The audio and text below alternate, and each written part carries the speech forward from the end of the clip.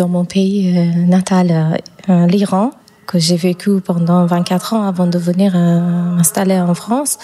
L'eau, il y a, au-delà de sa présence dans la mythologie, de l'expérience qu'on peut avoir tous avec l'eau en tant que matière première, quelque chose avec lequel on vit quotidiennement, est un élément qui fait partie aussi des espaces de vie et fait aussi naître des villes, peut-être bâtir des villes autour des fleuves. Comme par exemple ce fleuve qui est Zoyanderud, le fleuve qui donne la vie, le fleuve fertile, peut-être on peut traduire comme ça, qui traverse Isfahan, qui est malheureusement aujourd'hui devenu complètement sec par des erreurs humaines. La présence de l'industrie et aussi le réchauffement de la terre. Je sais qu'il y a beaucoup d'agriculteurs qui souffrent énormément et qu'il y a beaucoup aussi d'inégalités d'accès à plein d'autres ressources et l'eau en fait partie. Demain, y aura-t-il encore de l'eau pour tout le monde ? Il y a quelques années, cette question aurait pu paraître incongrue pour la plupart d'entre nous. Mais aujourd'hui, à la bourse de Chicago, on spécule sur l'eau. De besoin essentiel, de droit fondamental, l'eau va-t-elle devenir une marchandise, un bien précieux qu'on s'échange et qui demain sera réservé aux plus riches ? De la planète bleue à l'or bleu, notre seconde série vous emmène de la Californie à Brazzaville, en passant par Rio et São Paulo.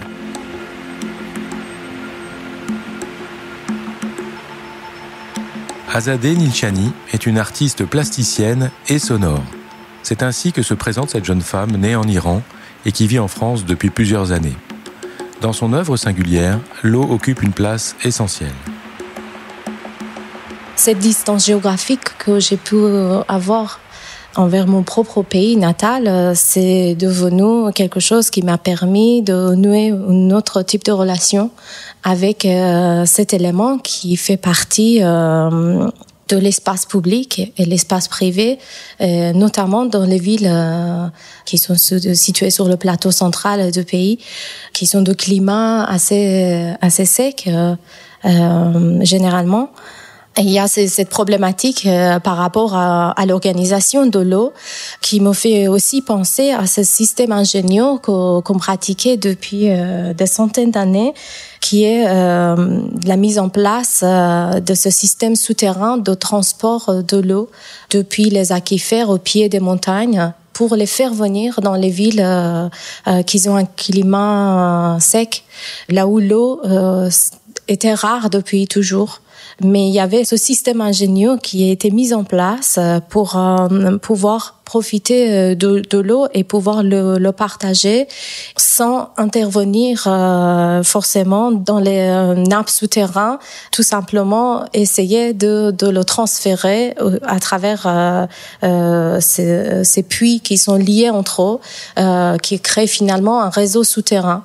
Donc cette idée-là aussi, c'était quelque chose, l'idée de réseau souterrain et invisible, c'était toujours quelque chose qui venait réveiller ma curiosité pour savoir comment est-ce que l'homme, depuis toujours, dans ces villes-là, a réussi sans perturber tout le système existant de la nature, a pu aussi profiter de cette richesse.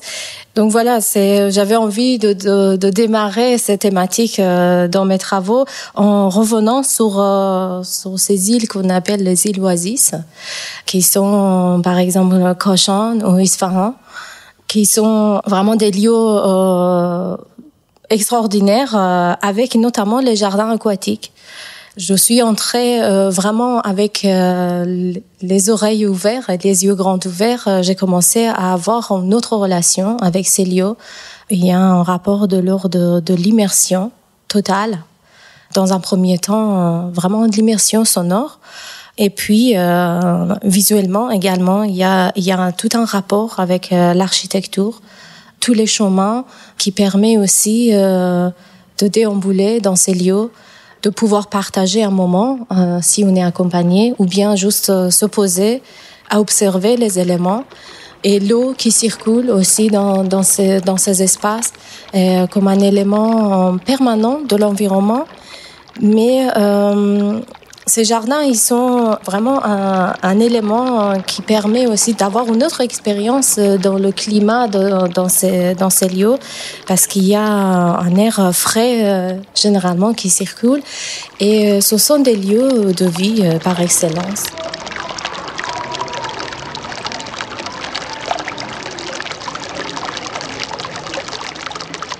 Je voulais prendre l'exemple de ce jardin aquatique qui est situé à Cochin du XVIe siècle, qui s'appelle Borefine, qui est un jardin avec une source d'eau qui est située derrière le jardin. Mais ce qui fait qu'en fait, à l'entrée de l'eau dans ce jardin, il y a un grand bassin tapissé de plein d'entrées d'eau. Et ce système extraordinaire qui était mis en place sans avoir besoin d'aucun mécanisme pour faire circuler l'eau avec en utilisant le principe de gravitation, qui permet aussi d'avoir une distribution de l'eau dans tout le jardin. Il s'agit vraiment des cours d'eau qui possèdent plein de fontaines tout au long. Et puis, ça se termine aussi dans différents bassins qui sont tantôt sous les arcs, dans une partie de l'architecture, mais tantôt à l'extérieur, qu'on peut voir parfois des morceaux de l'architecture, le reflet, qui nous donne une autre expérience de l'architecture, qui l'enlève de sa rigidité, et qui le mélange aussi avec le ciel, avec les oiseaux qui passent, avec les passants, avec tous les éléments de la nature, et ce bleu ciel qui vient finalement se mélanger avec les carrelages bleu turquoise qui tapissent tous ces cours d'eau. Et puis tous les détails qu'on peut écouter chez chaque fontaine qui sonnent différemment. Ils sont tous de la même taille, presque.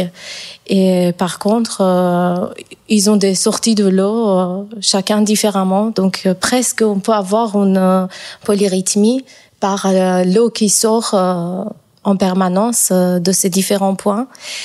Et en même temps, il y a cette qualité qui s'approche de bruit blanc, ce qui fait qu'il y a une intimité des paroles quand on est accompagné de quelqu'un. Et ça a été toujours aussi un point très fascinant pour moi dans un pays là où on est privé de la liberté d'expression.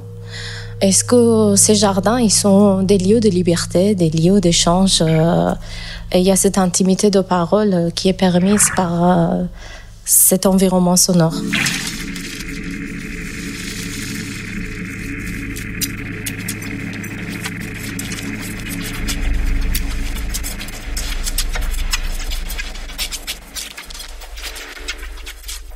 Les jardins d'Ispahan, ce véritable petit paradis sur terre, ont été aménagés au XVIe siècle, à l'époque des dynasties safavides qui régnaient sur la Perse. Aujourd'hui, pour tenter d'échapper à la chape de plomb de la République islamique, la jeunesse iranienne se retrouve dans les forêts, dans les montagnes et aussi parfois au bord des fontaines. Je pense à ce fameux pont qui est le pont à 33 arcs, le Siosépol, qui est par excellence un lieu de vie. Il n'y a pas un soir qu'il n'y a pas des gens qui se réunissent, qui chantent sous les arcades. Et comme on peut imaginer, il y a cette réverbération qui vient embellir la voix et qu'on partage aussi les instrumentistes qui viennent. Il y a tout un côté de vie qui existe autour de cet élément qui est l'eau, qui est malheureusement aujourd'hui devenu complètement sec.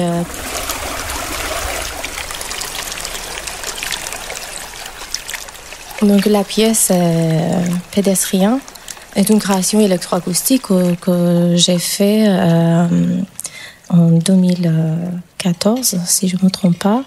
C'est une pièce qui s'est faite à la base de plusieurs enregistrements que j'ai faits pendant ces voyages. Et en passant par les différents endroits dans ce jardin aquatique qui est fine, en faisant aussi des balades sur la place de Narchijahan à Ispahan. et avec ce grand bassin, également avec plusieurs fontaines, et puis les êtres humains qu'on entend à peine, mais qui sont là, présents. Donc c'est une pièce qui s'est faite à partir d'une expérience de promenade, tout en faisant l'enregistrement. Ces réseaux d'eau, comme les granotes, comme on les appelle, les canates, pour moi, ils symbolisent aussi une façon de partage qui est si important dans les relations humaines. Le partage d'eau, c'est quelque chose qui renvoie à la partage de la richesse de l'être humain. Ça peut être partagé, ça peut être quand même une source qui ramène la vie, qui nourrit le quotidien des gens. Même si rare, c'est quand même possible de le partager. En juillet 2021, des manifestations violentes ont éclaté dans plusieurs villes de la province iranienne du Khouzestan. En cause, la raréfaction de l'eau. Sous l'effet du dérèglement climatique et de la croissance démographique, l'eau n'est plus seulement source de vie, mais aussi facteur de conflit. Comment mieux partager cette ressource fondamentale qui vient à manquer ? Ce sera aussi l'un des défis qui se poseront aux villes du futur, le sujet de notre prochaine série.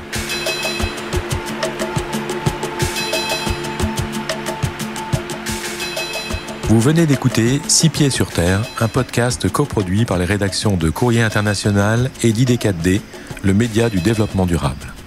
N'hésitez pas à vous abonner sur la plateforme où vous aimez écouter vos podcasts.